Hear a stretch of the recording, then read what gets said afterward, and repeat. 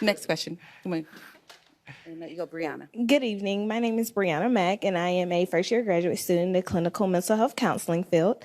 And my question for you is, when speaking on the topic of leadership, what is one misconception that you have found this generation to have, and what are you personally doing to change or influence that misconception?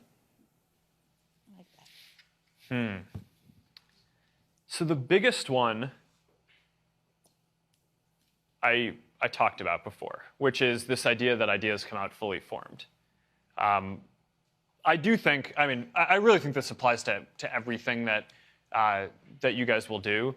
It's, I just think that that's a dangerous idea. And I think believing that you can just dive in and that you don't need to know everything up front is really important.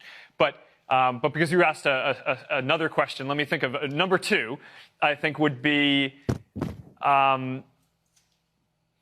I think getting really good people around you is really important. And, you know, it's this kind of thing that, I don't know, I mean, that's kind of trite to say, right? I mean, that doesn't sound like a misconception when I say it, but the extent to which you believe it, I think is really important, right? I mean, there are a lot of things that people say about hiring that, that I feel like they don't actually live out in practice. So, you know, we were talking a bit earlier about diversity. You know, I mean, a lot of people pay lip service to it, but I think you actually need to work on it. I mean, no one, hardly anyone is going to say that hiring diversity is going to be bad, or isn't going to say that they don't want it. But then you actually need to go do it. I think in terms of hiring the best people, it is similar in that, you know, everyone says they want to hire the best people, but then there's so much pressure to actually, hey, I have like 3 things that I need to get done. I really need someone, and this person seems pretty good. Maybe I'll just go hire them. So I have this rule for the people who I work with, which is that I will not hire anyone to work directly for me unless I would work for them myself.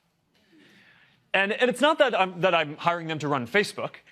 It's just that in an alternate universe, if I hadn't started Facebook and I were out looking for a job, would I respect this person enough to go work for them? And when I go look at our core team of people, you know, folks like Sheryl Sandberg, you know, and all the folks who lead product development at the company, the answer is clearly yes. Right? I would absolutely go work for them if the tables were turned and I was in a different situation. And I think that that's a great way to think about what you guys do. I mean, you're going to have to work with other people, right? You want to make sure that that the people who you have on your teams and that are around you, whether they're on your team or they're working for you, are people who you would feel comfortable working for. And if the people around you don't pass that simple test, or if you're going to be hired onto a team and there are 3 other people, and the other 3 people on the team aren't people who you would be comfortable working for because you feel like you would learn from them, then I don't know, I'd think about finding a different team to join, right, if you can. And so I think that is a good test that has always served me well. And in just knowing exactly what I mean when I say I want good people on the team, it's really that. Great answer.